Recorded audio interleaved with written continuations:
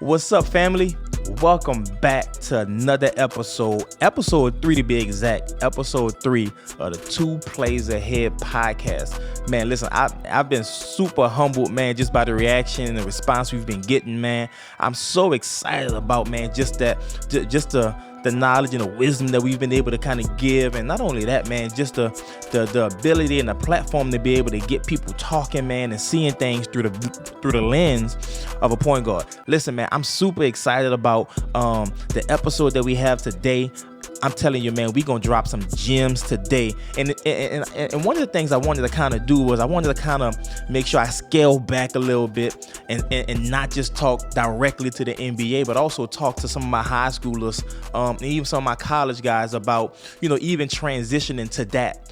Because everybody aspire to get to the NBA, but a lot of times we gotta ask ourselves, what does that what can that do for me now? I'm in high school. I got a ways to go. I got a journey to go. So what does that do for me right now? So I wanted to kind of dedicate a segment, man, where we just kind of got a chance to talk to the high schoolers and to some of my college guys on how to become a professional now. The thing is, you got to become a professional now. You can't be a professional when it's time to be a professional. You got to be a professional now. But before I even get in there, man, I got my man EJ. I got him on the ones and twos, but I finally got him a mic, man. EJ, say what's up to the people, man. What up? Man, look, EJ be up in here grinding, man, for real. Look, I'm trying to tell y'all something. I want to tell y'all, all the fathers out there, happy Father's Day, man. Happy Father's Day to all the fathers that's being showing they youngsters and they daughters and their sons how to be, who they need to be in their kids' lives. And I'm telling you, man, from the bottom of my heart, happy Father's Day to everybody, man. I'm telling you right now, man, this episode 3, man, we about to get into this thing. You ready? Oh yeah. All right, I'm ready, man. I'm ready.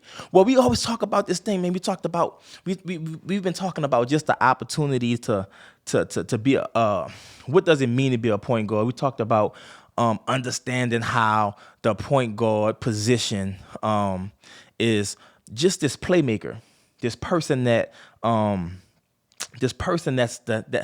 I got a definition for it, okay? A playmaker is the leader that has a great feel for the game and that understands how to attack and score. Now, I say attack and score because a lot of times people attack, but they don't score. But having a great feel for the game is one thing, EJ, because here's the thing, man, you can get to the point where you're in attack mode, but you ain't scoring. But having a great feel for the game is I'm understanding what the defense is trying to do to me. I'm understanding what the opponent is trying to do to me, and I know how to counter that, and I know how to be successful in the midst of that. You feel where I'm coming from? Right. And so I wanna talk to you guys today, man. Today, we're gonna talk about how to be a playmaker. I'm gonna say it again. We're gonna talk about how to be a playmaker.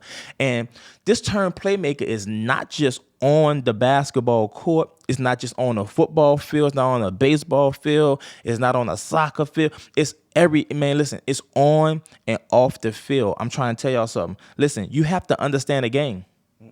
You have to understand the game. And the game is this. You have to understand this. I got some fun facts for you. Here's the reality, and I want to talk to my high schoolers first. My high schoolers. Here's the reality. There's only 7% of high school student athletes, that transitions and play and go from high school to play in college. I'm gonna say it again. Only 7%, right? That's not a big number. But there's only less than 2%, I'm gonna say 1%, that actually goes to play Division I sports. And I'm talking about sports as a whole. So what I'm saying is 1% goes to play Division I sports, and only 7% goes to play college sports. So what that shows me and what that tells me is this is rare. This is something that's not common. There's only a selective few that will get an opportunity to play at the next level. And so you have to begin to ask yourself this question. Do I understand the game? Do I understand the game? Right? So ideally, we talking about basketball. We talking about point guards. But do I understand the game? Do I understand why I'm playing this game? Right? Well, what you mean? Is basketball playing you? Is football playing you? Or are you playing it? Because ultimately, that round ball, that football, that baseball, that thing should be a vehicle to get you to where you need to get in life. More than anything. It should be a vehicle. It shouldn't be the end all be all, because at the end of the day, you're gonna live a whole lot longer than you dribble a ball. You're gonna live a whole lot longer than you catch a football, throw a football. You're gonna live a whole lot longer than you play baseball. So what I'm asking you is, do you understand the game? See, I'm teaching you how to be a playmaker today. That's what we're going to talk about today. How to be a playmaker off the court. But also we're going to talk about some of this stuff on the court as well. But how do you become a playmaker off the court? Remember what my definition of a playmaker is. A playmaker is the leader that has a great feel for the game and the understanding of how to attack and score. Be successful. Be successful. So, we got to understand what times we're in. Right now, EJ, in order to be seen, you have to be elite. Yeah.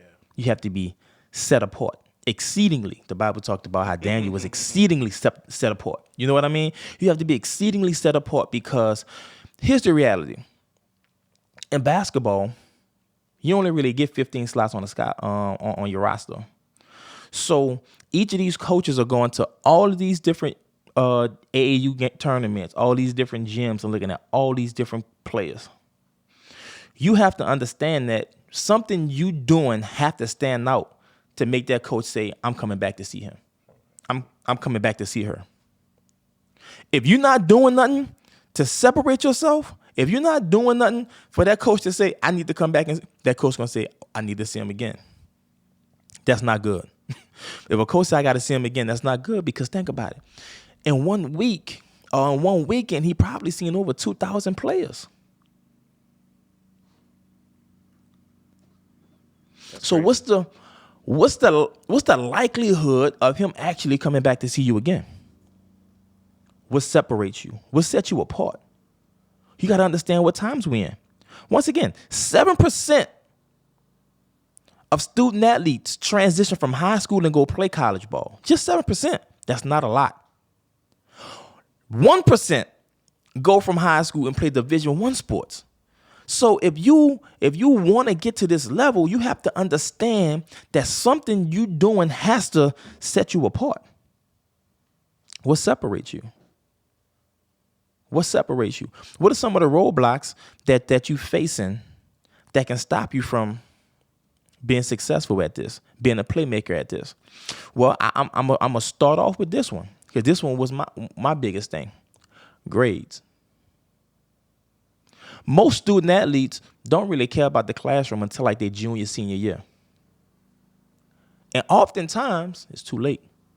I'm telling you that because that was my issue. I'm going to keep it transparent with y'all. I told you we ain't playing 2 plays ahead, baby. I'm making sure we're going to stay 2 plays ahead all the time. Listen, most of us don't care about our academics until we get to our junior, senior year, because all of a sudden these schools start talking to you, and now you want to get to the next level, and you realize you got to qualify. Now, I want to go somewhere with this. Academically, we don't understand how to do this thing. We thinking that, I'll be transparent with you. I know for a fact, there's kids that retake classes in the summertime. They getting extra tutoring after practice, after their second workout. They taking ACT prep classes. Right? This is not something that the coach is telling them to do. This is something that they're doing on their own because they need something to separate them. And let me tell you what I mean by that. Right? Watch this. If I'm a college coach and I see a kid, let's say in Arizona, and I see a kid up in, let's say, Texas.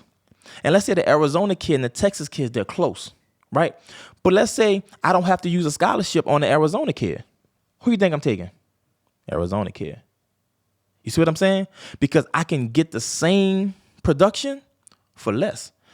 We have to understand that these coaches' livelihoods are on the line.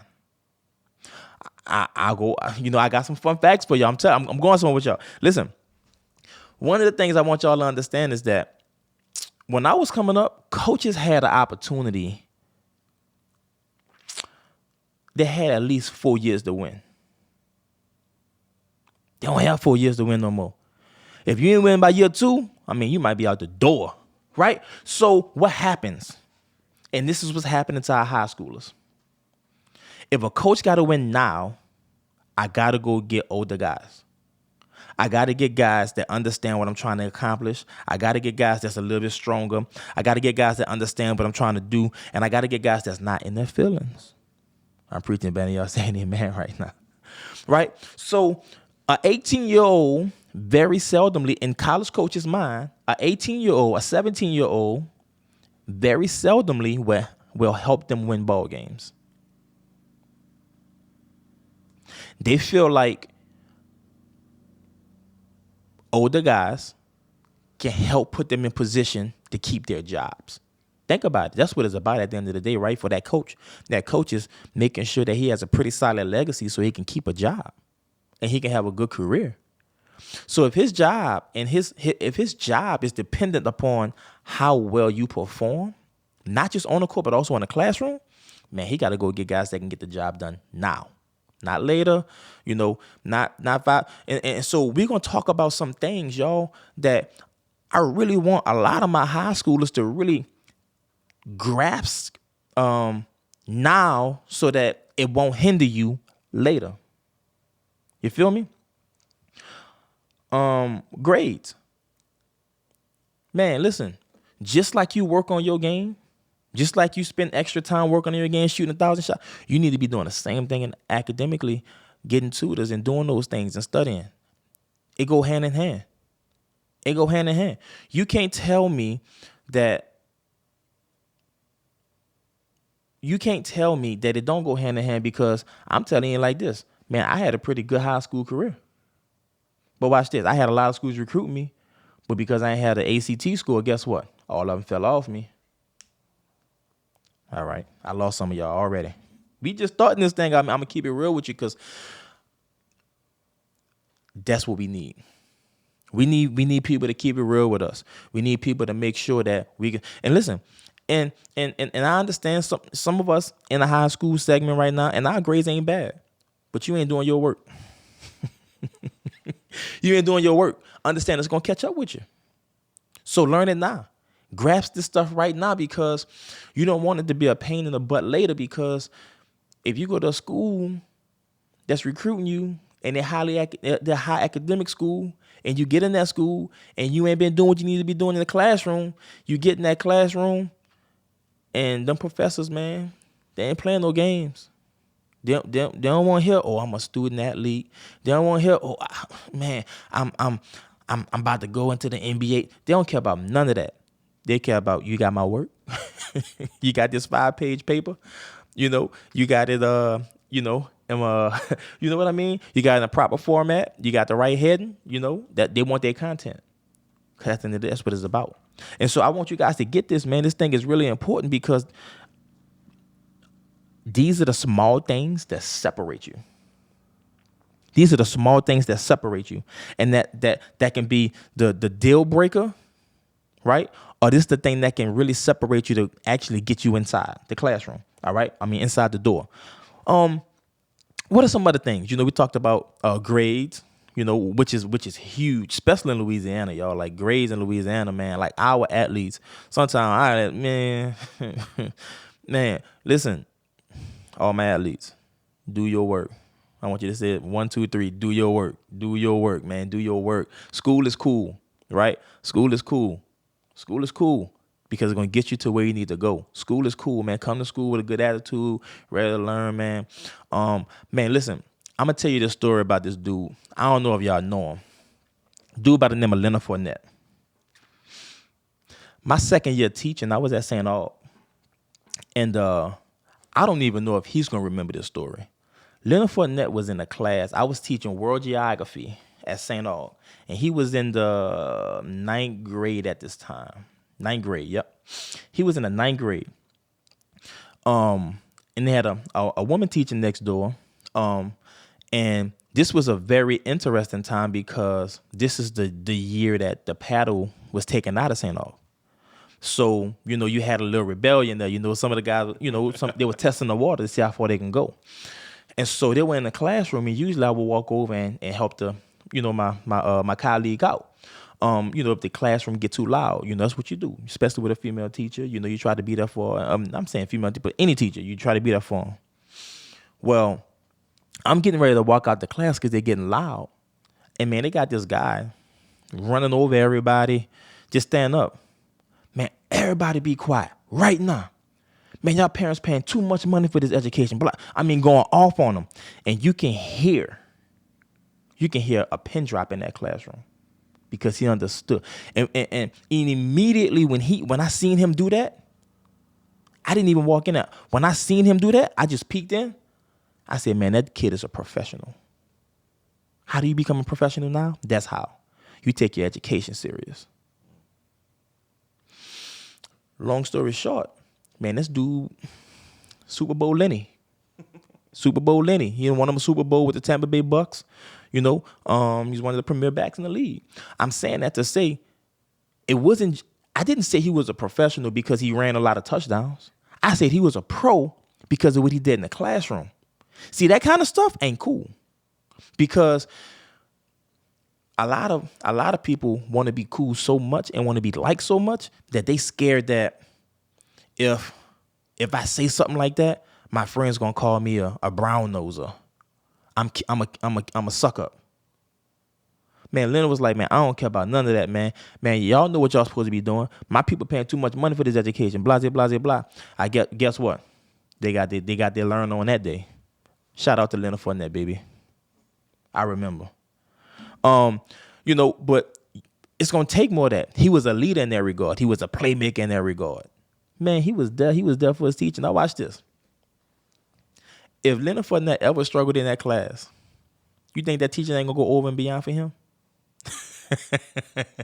Right? Because he understand the game. He understand how to play the game, and he understand what he trying to do. Right?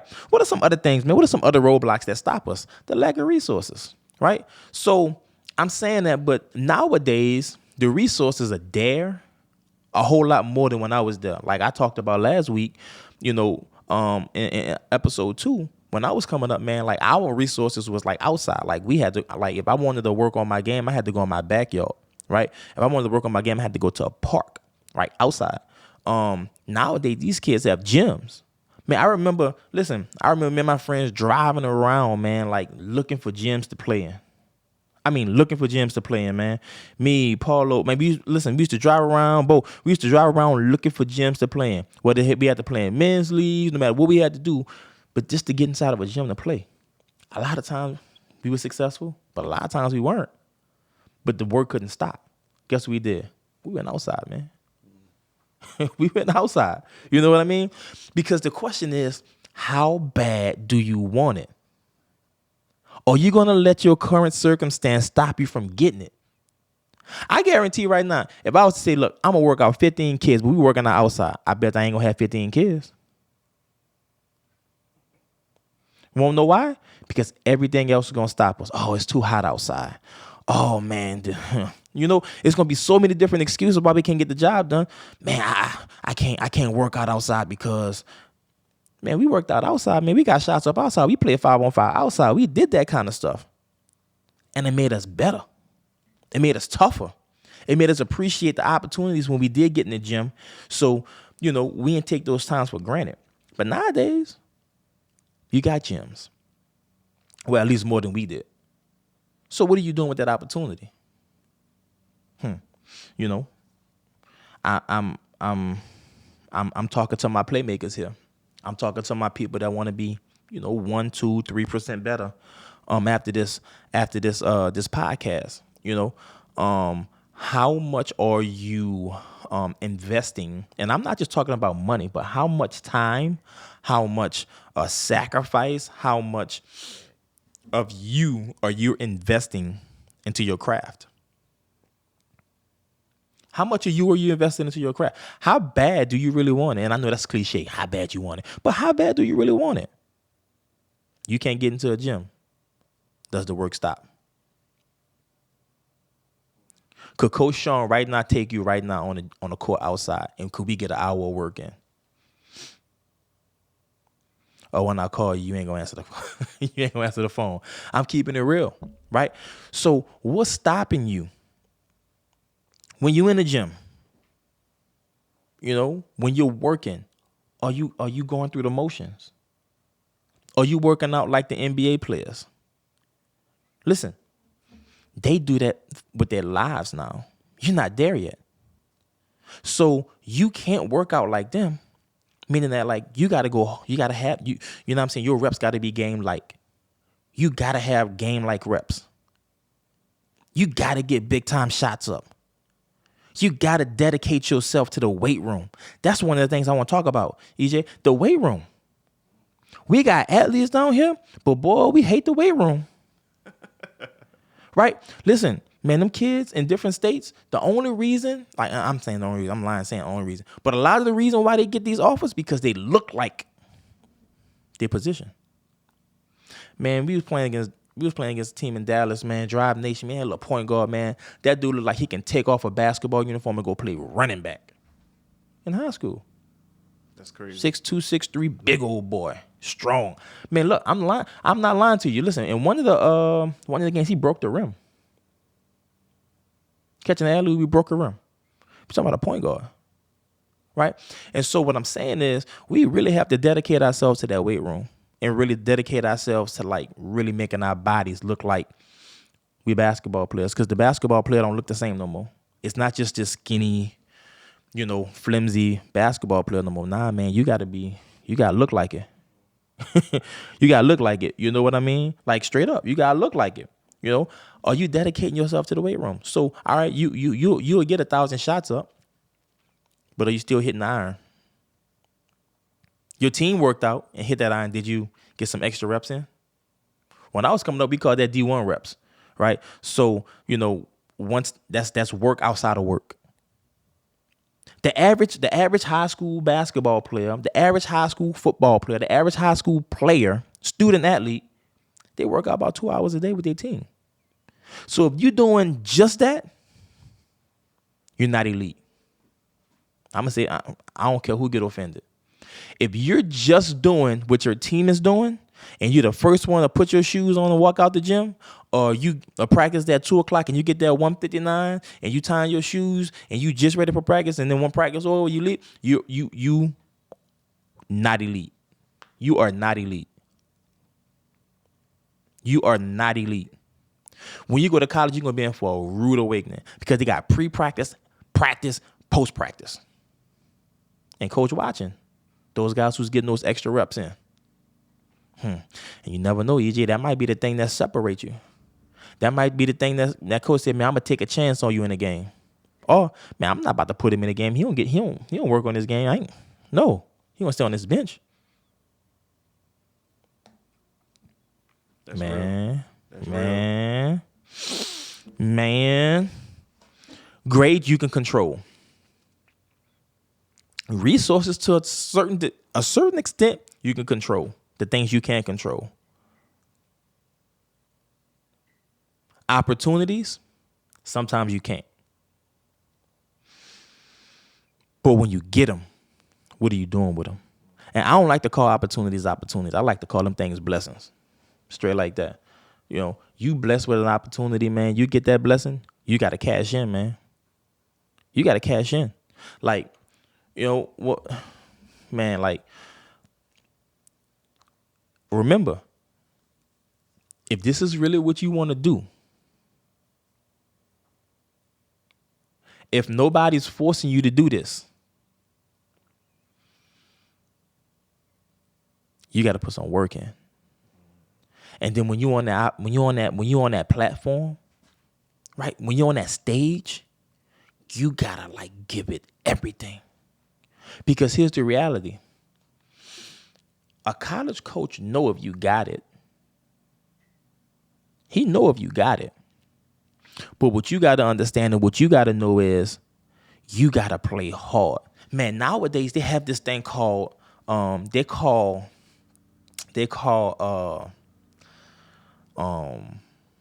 having a high motor skill. When I heard that, man, I was perplexed.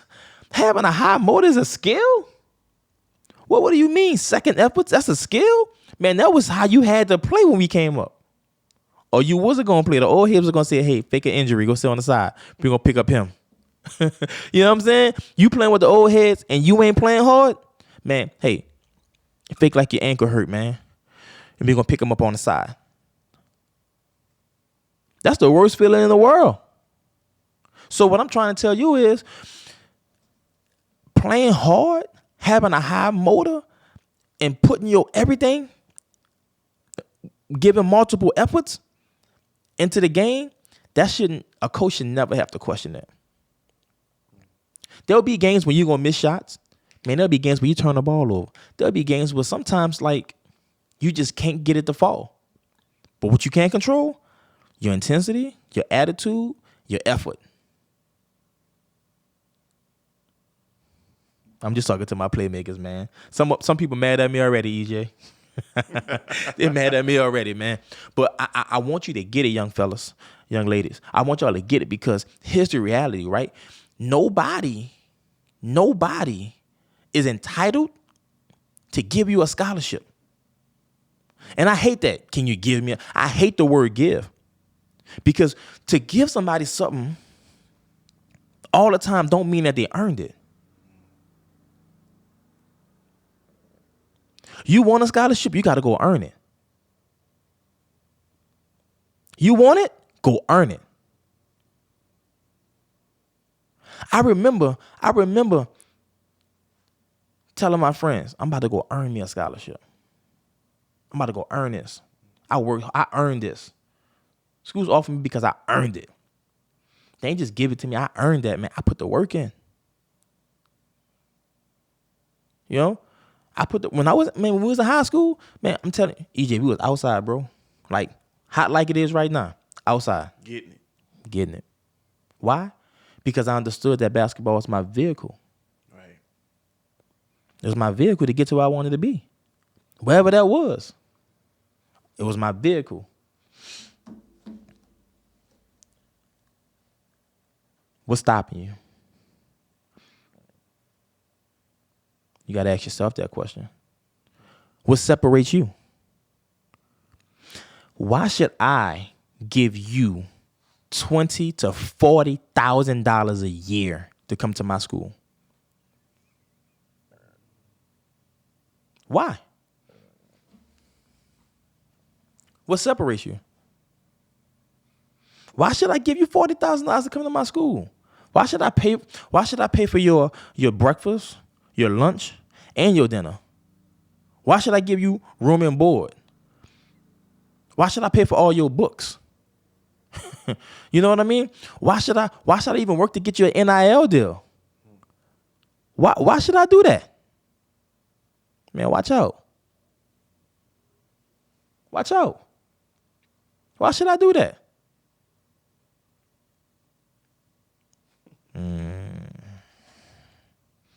Did you earn that? Do you deserve that? Or are you working like that right now? Remember, y'all, these coaches can't walk out the gym saying they need to see you again. You got to play hard as you can. And listen, I'm telling you, like if you don't have the best performance and you put forth effort and you play hard and you're a great teammate and you're coachable, you can look your coach in the eye while he's coaching you hard and you ain't putting your head down, you ain't pouting, you ain't talking back to him. Man, a coach will give you a shot. Especially if they came to see you because they know you can play. All right. Remember, y'all, 7% go to play in college, and that's including all levels of college. And 1% goes to play Division I. That's crazy. That's crazy numbers. That's crazy numbers. So when I'm saying you need to be elite, you need to be elite. I got another fun fact for you. When I was coming up, the average Division I player was about 19, 20 years old. Not no more. It's about 22, 23 years old. The average. They're older. These coaches want older players. So there's a tight rotation of this transfer portal. And if it's not the transfer portal, it's the junior college kid. And if it's not the junior college kid, it's the post-grad prep school kid. Shout out to SDA. Right? You know what I mean? Like it's the prep school kid and the post-grad kid. Because they're older.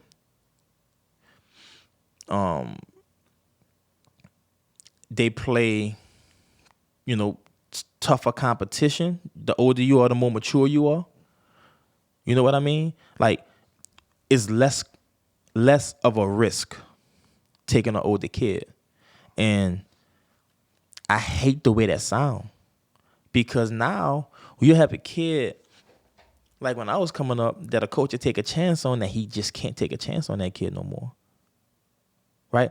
So, like, think about, like, you have kids that really give up on their dreams early because there's no opportunities for them. Remember, 7%, 1%. So that means 93% of the kids that's playing high school sports won't ever go to college and play sports. They can go to college and be a student, but they won't ever. And that's what I'm saying. So when you get a coach that's calling you and texting you, man, you don't take that for granted. They got kids that wish they had that. How to be a playmaker. Notice I ain't even start talking about the court yet. Really and truly, right? I ain't even start talking about that too much yet. Like, we talking about all the other stuff. Man, 7%, 1%.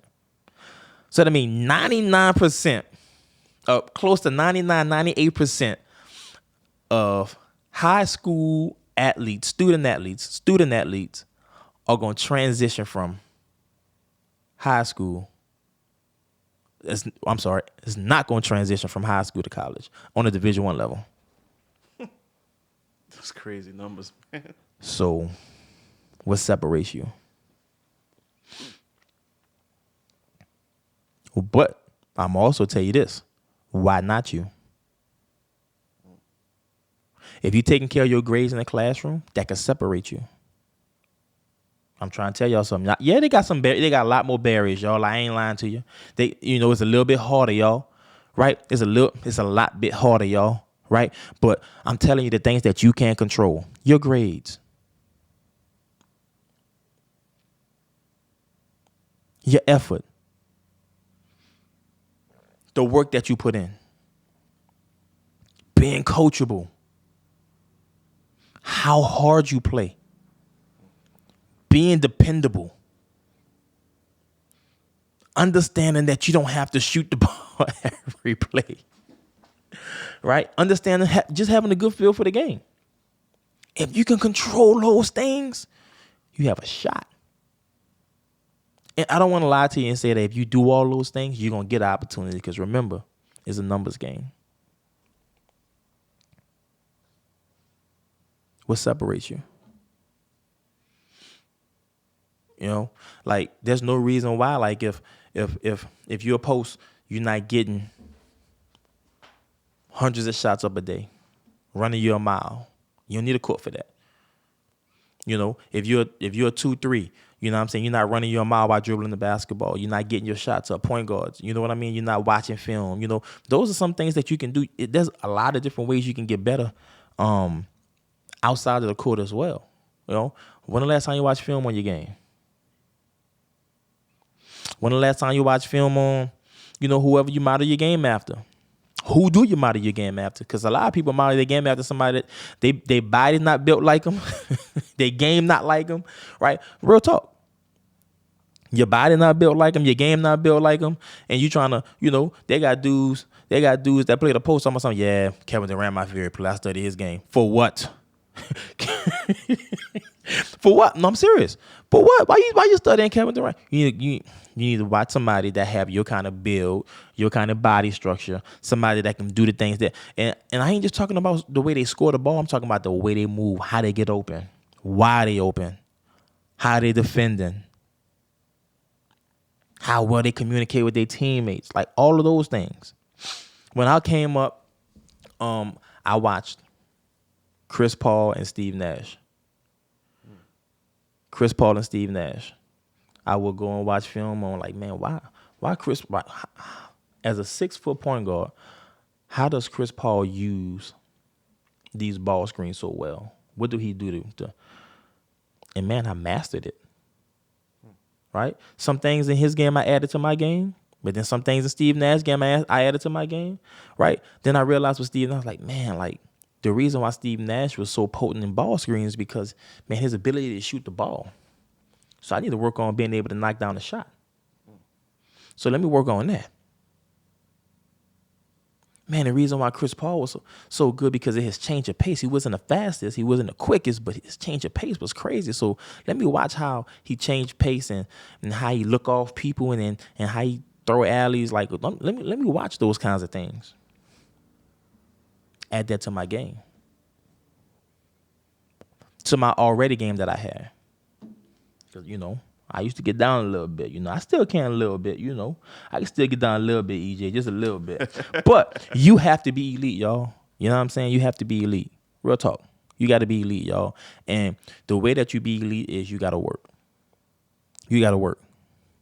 You start looking at these, kids all over the world, man, these kids are working. These kids are working. I had a kid from Congo yesterday send me a DM of him working outside. That's intriguing to me, man. He don't have no gym. Right. He outside. Right. He outside dunking on one of them iron goal, with the iron backboards. he dunking on that, right?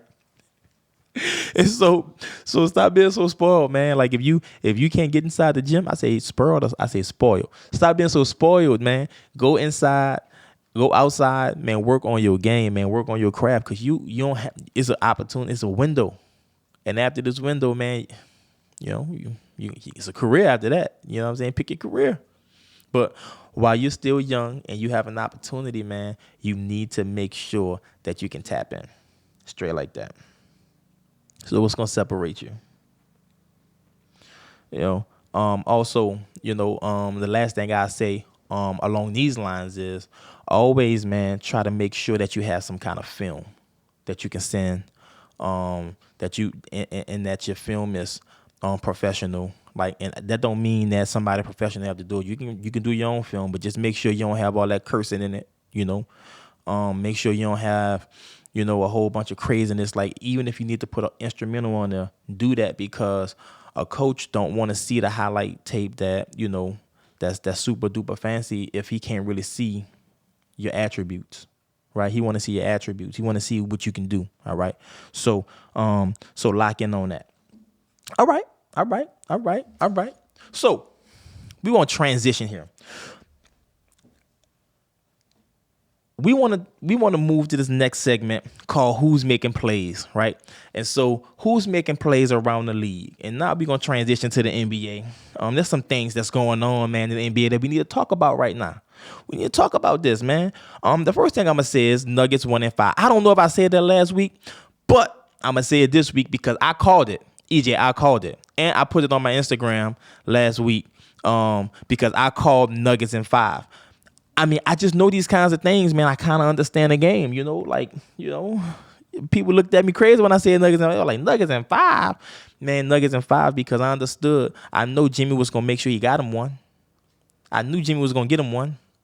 But the one thing I wanted to make sure was, man, Denver just had so much, man. They just had so much depth, man. So, at the end of the day, what happened was, the Nuggets just overwhelmed them, man, with their size, with their depth, and they just made big time shots, man. So, shout out to the Nuggets, man, but also shout out to Miami, Jimmy Buckets, man, Kyle Lowry, all those guys, man. Miami trying to say Miami might be here for a while, man.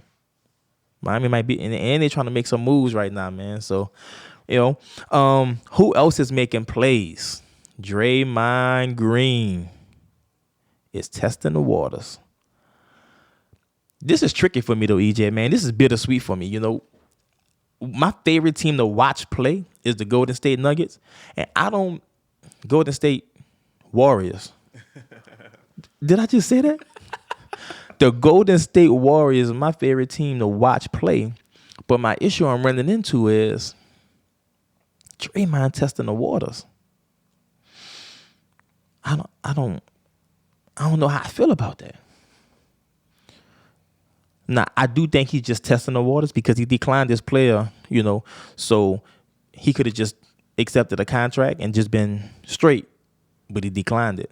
So I hope that they're trying to make some things move for him to keep him long term. That's what I'm praying, man, because it's going to be hard for me to see Draymond Green and somebody else uniform, man. It's going to be hard for me to see Steph and Clay without Dre.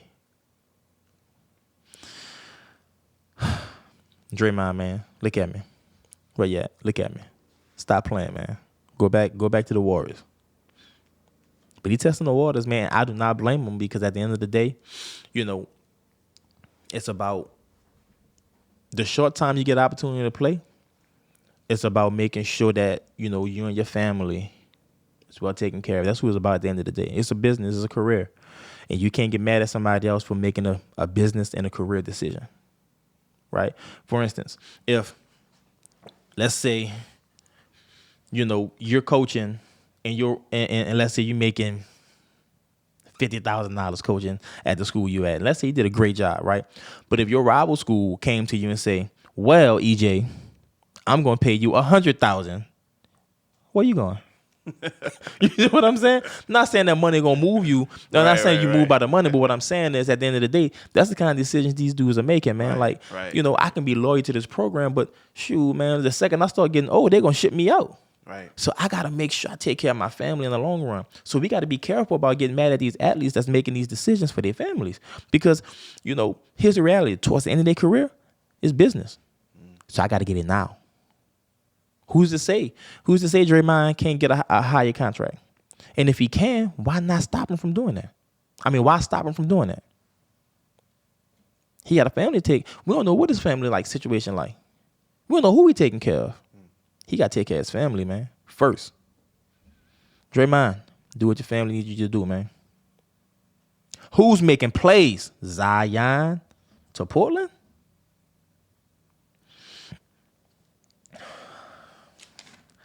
I don't know how I feel about that, man. That's bittersweet too, man. I remember at one time I said, maybe we need to start looking at perusing and getting Zion out of here, man. But I don't know no more, man. I think we need to give Zion another shot, man. I think this is gonna be the year he kind of explode. He gonna stay healthy. I'm backtracking, man. And I rarely do that, but I'm backtracking now. I think we need to invest this year right here in Zion and see. I think he's gonna be that top guy that we need in the league. Right. Not the Portland, man. What does that do for the team?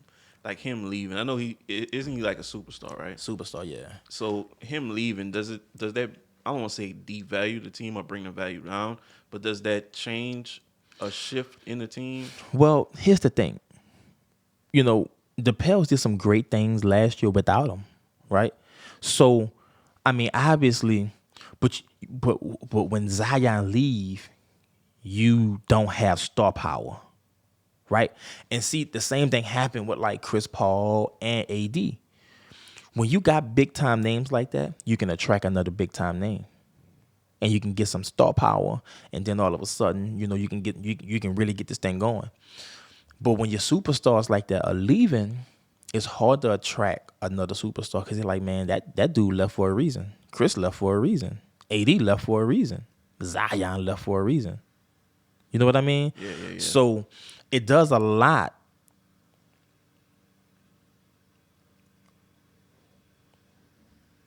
attracting, you know what I mean? Right, Star right. power to you. But I think ultimately, what happens is I think we'll still be good. We'll get some stuff. We'll get some I think they're talking about trying to get a first round, trying to position themselves to get Scoot Henderson. And Scoot really nice, but I don't think Scoot's the answer for us to be a next level team. Because think about it, at one time they was number one in the West. That's funny. You know what I mean? So they possess I think that we do need a Zion. Mm-hmm. But the best But the best thing that we need from Zion is we need him to be available. So I think that if we can some kind of way keep him healthy, we'll be right where we need to be. We'll be right where we need to be. Who's making plays in the league? Who's making plays? Who's making plays? Who's making plays? Chris Paul to the Wizards? Is that what I'm hearing? Ah, man. EJ, I don't know how I feel about this, man. Like, Chris Paul to the Wizards, man. Like, no shade to the Wizards. But, man, like, that is the beginning of the end of his career. That sounds weird. Yeah, man. Chris Paul to the Wizards. Yeah, you can't put him in a position where you have a team that's, because they're talking about trading Bradley Beal. So, I mean, obviously he gonna have some NBA guys, but he's not gonna have the tier guys that he's used to playing with, especially towards the end of his career, which is gonna make things really tricky for him. You see what I'm saying? So, maybe if he was a young bull, like when he was young, he can kind of get everybody going, like what he did with the Pels, the Hornets. But he's not that same Chris Paul. So he's going to put a lot more strain on his body, a lot more strain on, so it's just like, man, like, now unless the Wizards can say, man, we're going to put some people around you, then I think it'll be a good decision. But if they can't put no people around him, then I'm like, man, this is probably the beginning of the end for him. And I think that the beginning of the NBA started already. You're starting to see for all the time. He's not the same Chris Paul. Mm-hmm. But if you put him in a position like that, and I don't want to say with a depleted roster, but when you're talking about a depleted roster where there's no more superstars, then you're going to struggle, man. Is that something a lot of NBA players go through? So going toward the end of their career, especially like if you was a top tier player. Yeah, man. And you get to that point and it's like, I know you going out the league, so let's throw him to just any team. Man, and you know what? That happens a lot if you don't play your cards right. But see, like, when Kevin Garnett went to Boston with Ray Allen and Paul Pierce, them dudes were really like, they weren't spring chickens either at that time. But they added another 5 to 7 years to their career because they teamed up. Right? So here's the thing. Like if KG would have went to a team where he had to do everything, man, he would have begun to deteriorate. You know what I'm saying? Yeah. His legacy would even been in question. You see what I'm saying? Right. Same thing with Paul, same thing with Ray. But because them dudes were able to be around those same caliber athletes, like Ray Allen, he went then he went and played with the Miami Heat and won him a championship with the Miami Heat. But he looked good because he didn't have to do all those things. He had LeBron James, Dwayne Wade, Chris Bosh. You know what I mean? He had some players. And so I say all that to say, when you are gearing towards and you know that, it's coming to an end, meaning that, you still got maybe 3 to 5, you need to probably align yourself up with one of those kinds of teams. That's a whole segment right there. Right. You have to align yourself with one of those kinds of teams because your body can't physically take the wear and tear like it used to. So if you don't have guys that can make your job easier, man, you won't finish seasons, and then all of a sudden you're gonna find yourself coming off the bench, and it's not gonna be good for you. That's a good question though. Really good question. Really good question. So man, I hope I hope they can put some people. If that's the case, I want to if they can put some people around Chris Paul, man, it'd be great. But if not, man, I know that he'll definitely struggle tremendously, man. Shout out to CP. He a winner though. Oh yeah. Everywhere he went, he won. Nah, he didn't win a big game, but we can't do that. We can't just say, oh, he's because some of the argument is, well, we can't have Chris Paul in the top 5 because he never won a title. Well, I don't believe that. Because sometimes it just don't fall like that. You deal with injury, you deal with all kinds of things. Sometimes it just don't fall like that. And it don't mean that the guy's he's less great because You know what I mean? Because the cookie crumble like that. Man, I think, you put Chris Paul, he's 6 feet tall, first of all. That dude look like me and you in the NBA. We're Right. 7-footers, 7'5", 7'6" dudes, and he's getting it done. Right. You know how hard that is? You know what I'm saying? Ask another 5'11", 6-foot point guard how hard it is to be elite like Chris Paul for all those years. That's hard. Man, these point guards 6'4", 6'5", 6'3", 6'4", 6'5", 6'6". Ben Simmons 6'8". Sean Livingston 6'8". You know what I'm saying? Some of these dudes, man, they rosters start off at 6'5". Point guard super athletic. And you talking about this dude 6 feet tall, and he's been dominating the league. Going at it. Come on, man. Give him his flowers, man. CP, you got a dozen of flowers coming from me, baby. I mean, I'm just saying, right? Think about it. That dude's 6 feet tall. And, I mean, he's done things that we haven't seen. I mean, like, from playing above the rim to, making teammates better to being just a supreme playmaker. Man, come on, man. Like, you can't argue with me that Chris Paul isn't one of the best to ever do that. Nobody can argue. And then you gotta think about all the other things. Like, he's not super duper fast. He's not super duper quick, but he know how to get to his spots. He's headsy. He's always 2 plays ahead.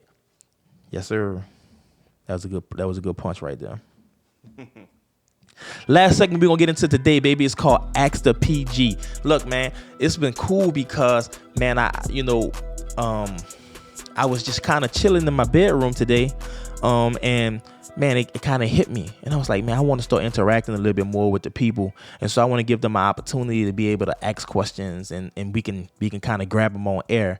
You know what I mean? And so I'm super excited, man. So we got, man, EJ, we had about 15, 16 questions just today, and I ain't even look at it again. Like, I ain't look at it again. I stopped at 4 or 5 just so I can make sure we take care of this segment and we can keep them going for the rest of the segment. So right. Keep sending them.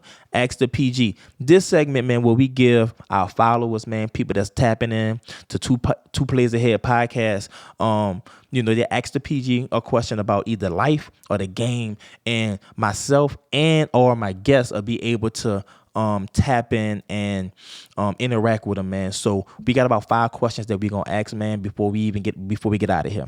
You ready to rock and roll, EJ? Yeah. Hey, ask the PG. Here we go. My first question comes from my guy out of Texas, man, Alex. Alex, he says, who is more likely to get recruited, a score first or a pass first point guard?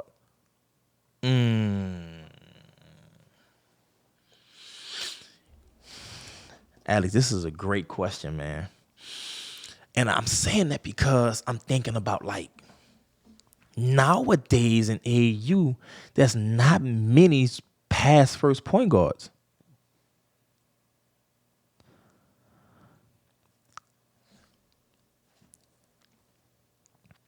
So, to answer your question, I'm going to go right here in the middle and say the playmaking point guard, because we're talking about being a playmaker, and a playmaker is a guy who has a great feel for the game, right?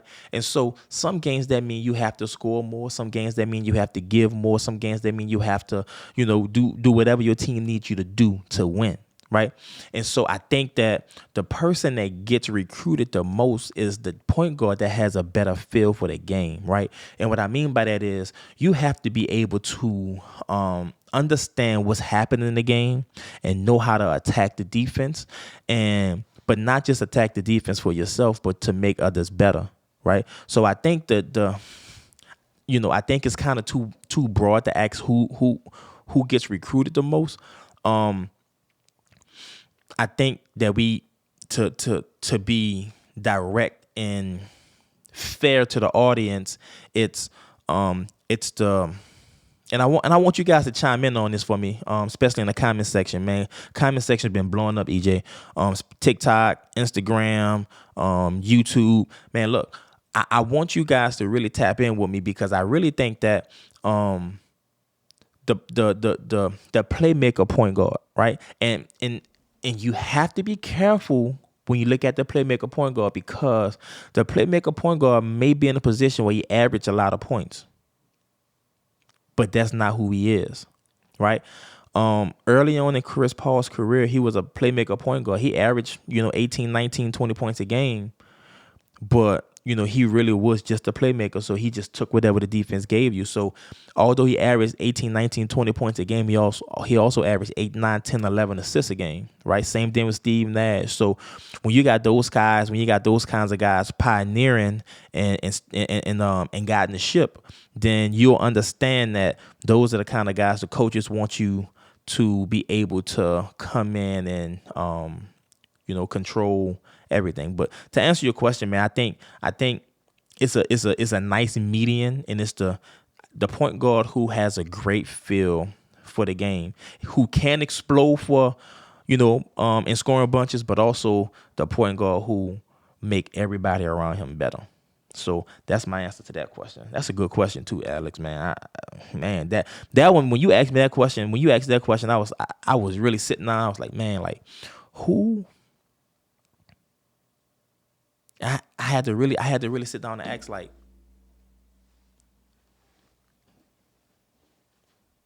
who gets recruited the most?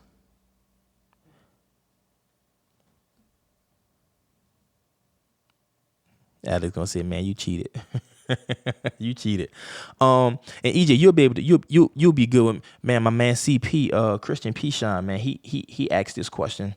And like I said, guys, we'll do five a show, a episode, man, because we don't want to have too many, but we also want to make sure that we have a whole bunch of questions for the upcoming shows as well. But the question he asks is, why don't people ever want to be themselves? Man, that's a deep question, That's huh? a deep question. That's a deep question. But that's a good question, though. Man, that's a great question. Man, I think to sum it up, man, I think a lot of times people are insecure in who they are. They don't know who they are. Yeah, identity. They don't have an identity, right? And so, excuse me, when you don't have an identity, it's hard to be anything, because you'll be like a chameleon. You'll just change. Yep. You'll just change. You're just, and so it's hard for people to do that, because, and it's crazy because you see it even in basketball, right? You see point guards want to be post players and post players want to be point guards. Nobody's ever, and it's crazy, man. I preached on this one time. Nobody is content in who they are. That's why that's why a lot of people don't have success. Because they're not content in who they are. They don't know who they are. They're not comfortable. Like, man, God can do so many things in their life, but they're still thinking about the next thing. Right. You know what I mean? So people never want to be themselves because they don't have an idea or an identity of who they want to be, or who they need to be, or who they purpose to be. You feel where I'm coming from? And so what I'm saying is, like, think about this. If I know my purpose and what I'm purposed to do, no matter what life look like, no matter what my neighbor got going on to the left of me, my neighbor going on to the right, this guy in front of me, no matter how much success this dude in front of me have, I'm going to always be okay, because I understand my purpose. I understand why I'm here. Oh, man, that's a sermon right there. I understand why I'm here. You know what I mean? And so it's hard for people that don't understand their purpose to be content in that, because the first time your homeboy or your homegirl come to you and talk about how a blessing that they may have gotten, the first thing you do is get jealous. The first thing you do is say, I want that. Well, if that ain't for you, then all right. But that's a great question, man. But the answer, man, is identity, man. Like, if you don't know, man, if you don't know who you are, I would definitely encourage you to kind of unplug from social media for a while and really tap in with yourself and God, man, and really try to figure out, because people paint these pictures of themselves on social media, and Drake got this verse, man, where he said, I see a, you know, um, there's a girl that's happily married till she put down her phone. You know what I mean? Um, People doing things to portray a facade and portray this happiness, portray this lifestyle that they don't even really live. Facts. So just imagine, people living a lifestyle that they're not really living, and you looking on and saying, man, I want that. And you're not even asking, you don't even know what you're asking, man. That person miserable, man. That person can't sleep at night. That person can't look themselves in the glass, in the mirror. That person, you don't know what that person had to, and let's say they are living that lifestyle. You don't know what they had to do to live that kind of lifestyle. And you want that? Man, you better know who you are. Preach. Man. All right, so I'm gonna combine these two questions. This from my man Nick. This from my man Nick Goodwin and my PG champ. And they asked kind of the same question, but I'm gonna combine them because Nick asked, what are the top 3 attributes of a point guard? What are the must-haves? And then Champ asked, what's the best attribute to have as a PG? Right. So I'm gonna combine them. All right. So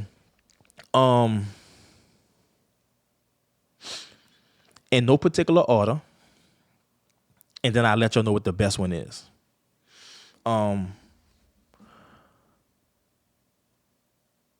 Leadership. Your PG got to be a leader, man. Period. Your PG got to be a leader. If your PG is not a leader, if your PG is not a leader, then it's going to be extremely hard for your team to be good. I ain't even say great. I say good because, one of my good friends, Coach Donald over at Loyola, he said this on the news, and I was watching him on the news one time, and he was like, at some point, the team goes from being a coach's team to being a player's team. And if you have really good leadership in your point guards, then it's a really good transition, and you have a shot to be really, really good. But if you don't have that leadership in your point guards, then it's going to be really hard because there's going to be times in the season, there's going to be times in the games where you don't know which way you're going, and they're going to need some direction. And so with that being said, if you're going to need that direction, what you need to do is you need to focus in on the leader on a court. And I'm saying this, I'm like, think about it, like as a coach, I see things from a different perspective, right? So I see the whole picture. But if you have a point guard that can tell you what's going on in the field and come and tell you, hey, coach, man, look, they doing X, Y, and Z, you see it from a different perspective. So if my point guard's a leader and he can see that and he can come and communicate that to me, I can be a better leader for them, for the team. I could be a better leader for him. I can help him be better. Number 2.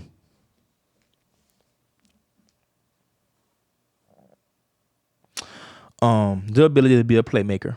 Obviously that's what we're talking about today, but the ability to be a playmaker is everything. Having a great feel for the game. Man, listen, there's no other way that I can pinpoint. There's no other way I can say that. You have to have a great feel for the game. When you have a great feel for the game, you're going to be hard to beat because you're going to be hard to stop, because here's the reality. If you have a great feel for the game, a team can't double team you because I'll just pass out of it. A team can't leave you because, look, man, I work on my game. And so if you leave me, I'm going to knock this shot down at least 40% of the time, right? I understand how to come off ball screens. I understand how to get my guys open. I know, time scoring situation. I know my personnel. I know how to get this guy the ball where he needs it so he can be successful. I know how to make sure that, everybody is doing what they need to do, right? For instance, like, think about this. If you're on a fast break, EJ, right? You know Shaq, right? Oh, yeah. All right, cool. Let's say you're on a fast break, right? Are you passing the ball to Shaq or Dwight Howard to bring the ball all the way up the court, or you going to throw them an alley where they're going to be successful at? I'm going to throw them an alley. Throw them an alley, right? Because if they just bringing the ball, Shaq can really handle that ball a little bit, yeah. Right? But I just don't want my 7-foot big man happen to dribble the ball around all these little dudes, right? Right. I'm not setting them up. I'm setting them up for success, for failure, right? Shaq gonna be looking at me crazy if I pass him the ball every time and he in the open court and he got to do crossovers in between the legs and man, he gonna take the ball, dribble, throw me alley, let me dunk on him. You know what I mean? Right. So I'm saying that to say you got to know your personnel. You got to know your personnel, right? And so, man, look, when I go to AAU tournaments, I watch players give people the ball in bad spots all the time and get mad at that player. I'm like, who you mad at?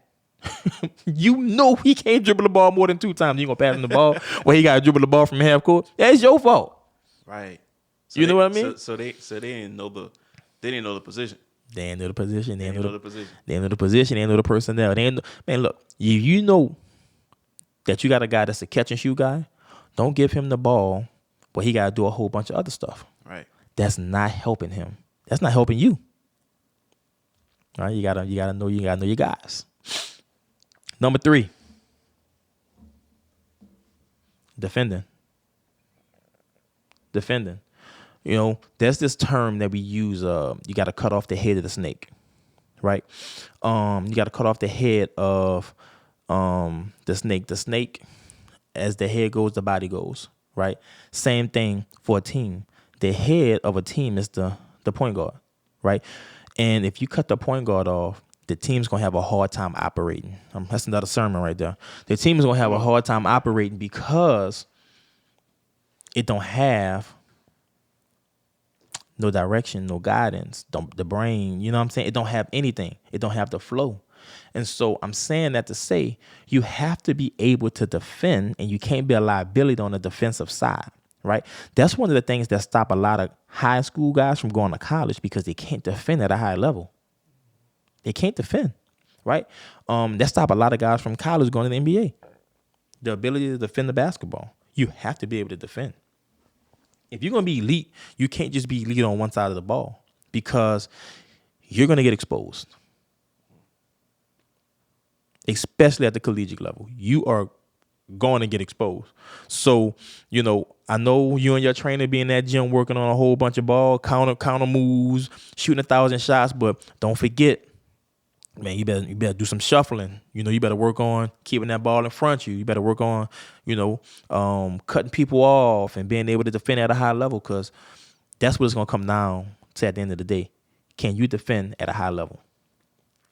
So which of those 3 do I think is the best?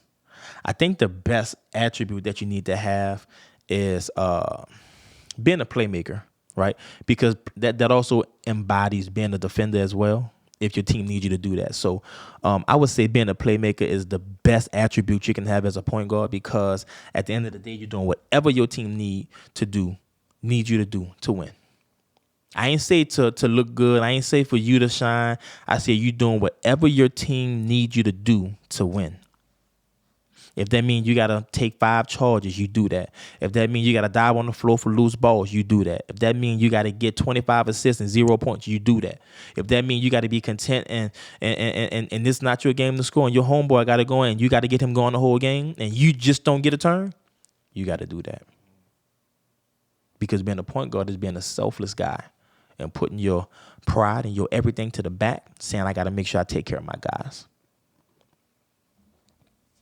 That's good questions, y'all.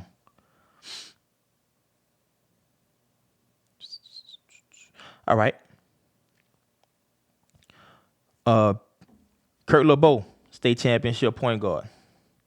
He asked this question. 2 times or just 1? Kurt LeBeau is at ETBU, starting point guard. He said, is the true point guard breed dying in today's game? Yeah, man, the true point guard is, because basketball right now is positionless.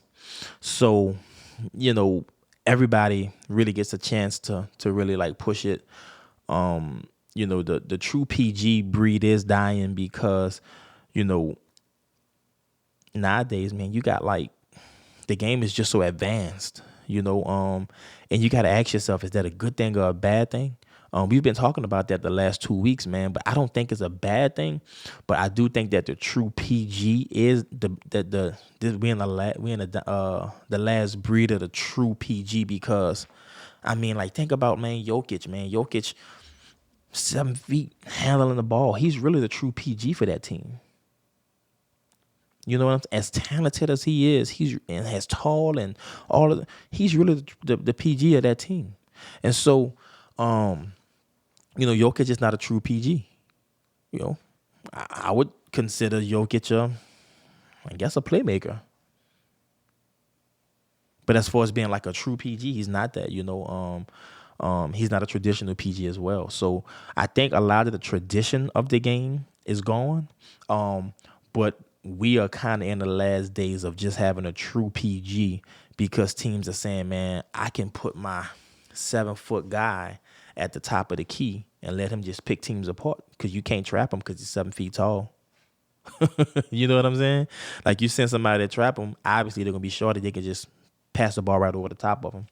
So it's interesting, but I do think that we're in the last days of the dying of the true PG breed. Yeah, man. Positionless basketball has taken over basketball, and so I think that ultimately what we're going to do is we're going to get to a point where, like, and you can see it now. Everybody's going to be able to do everything. Everybody's going to be able to do everything. Remember, at one time we had post players that was like Shaq that couldn't shoot, and you could just foul them and send them to the free throw line. You can't do that now. Them dudes can shoot threes. Jokic can shoot a three. Embiid can shoot a three. Bam can shoot the ball. Like, so, the game has gotten a whole lot more advanced. The game has gotten a whole lot more high tech. And so, I do think the game is in good hands, but I do think that just the true PG piece, yeah, man, I think that it's a dying breed of it.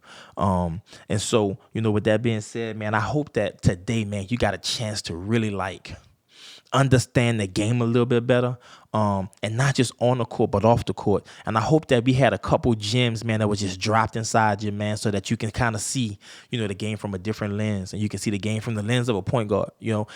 Whenever you see life and the game from a point guard standpoint, you'll always be 2 steps ahead. You'll always be 2 plays ahead, because at the end of the day, y'all, I'm trying to tell you something. You're going to always understand the game, and whenever roadblocks come, you'll be prepared.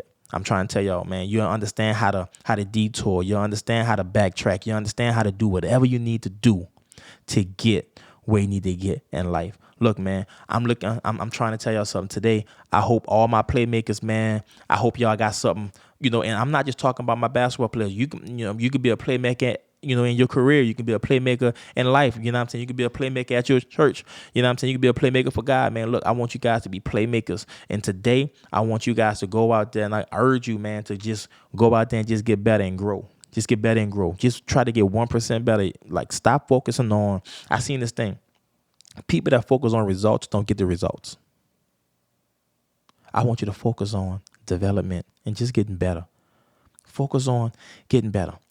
Focus on developing. Focus on just getting better. That's it. Don't focus on the results, because you'll be oftentimes disappointed.